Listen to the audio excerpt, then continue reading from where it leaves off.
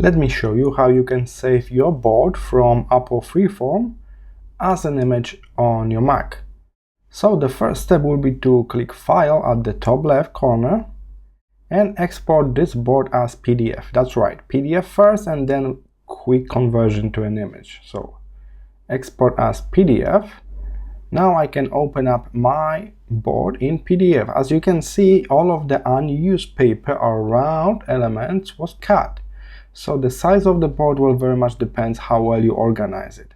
Okay, now we can turn this PDF into a regular JPEG you can share in the chat or easily post online. So just click File at the top left again, and from here you will be able to export. This time we got more format to choose from. Let's head and choose a JPEG, and now we can decide about quality. So be sure you keep a balance. If you make it like best, you will have a bit larger file. So I like to have it like just almost to the end, but not really. And then click Save. And this time I got a JPEG, but as you may notice, the quality dropped a bit comparing to PDF.